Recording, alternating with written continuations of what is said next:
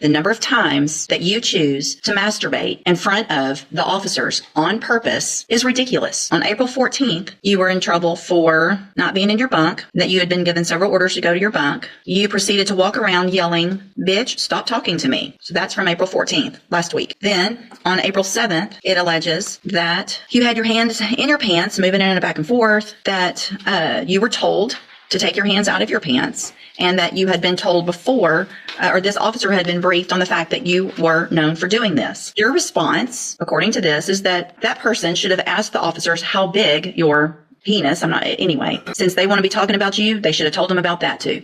Then on March 25th, before that, a week, so another officer, and these aren't the same officers. It's not the same person saying the same thing about you. Somebody has something did against you. So on March 25th, started to do rounds. Noticed that you were watching the person doing rounds. Had his hand over his midsection as if he was rubbing on himself. March 18th, another different officer. Noticed monitoring the bunk. There you are, laying on your back, stroking your penis in a back and forth motion. Told not to do so. January 24th, 2025, you're in trouble for walking around. This one, noticed the way you're laying on your bunk in a way, making motions under the blanket, walked past, turned around to see if you were still doing it. Then you supposedly look at this officer and say, "I'm not doing anything," while you lifted the blanket up for that officer to see it. Another time, being told to be quiet, do what you're supposed to do, didn't do it that day.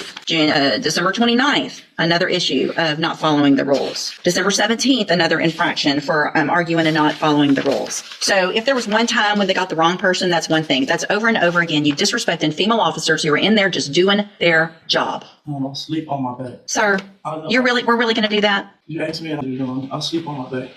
I have sisters. I have a mama. I don't do that. Them people write whatever they're making this up on you. That's terrible of them to do that. If you look at my cases with Blood, I don't have any cases on none of that. I don't have any time. I'm not on no restriction on none of that. Okay. Up in the county. You were off parole, the way I do the math, less than a year.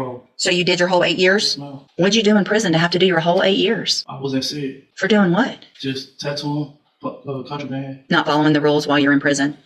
I'm going to find that you previously entered your plea of guilty freely and voluntarily. Find sufficient evidence to find you guilty, and at this time find you guilty of unlawful possession of a firearm by felon. Sentence you to a term of 6 years in the Institutional Division of the Texas Department of Corrections. You will receive credit on that sentence for any time that you've been in custody that the law gives you the right to receive. I'm handing you the trial court certification that shows this was an agreement that I followed, and so you've waived your right to appeal, and you're lucky that this was the agreement. Mr. Smith was generous. The fact is, you could have been enhanced to a second-degree felony because of your history, and you're lucky you weren't. I have also handed you a written admonishment regarding your ineligibility to possess a firearm or ammunition. Obviously, you know this, but I'm required to read this to you. Because of the judgment entered against you, you're ineligible under Texas law to possess a firearm or ammunition. Possession of a firearm or ammunition could lead to charges against you. Firearm is a legal term, and you should read the written admonishment I provide you to see what devices qualify as a firearm.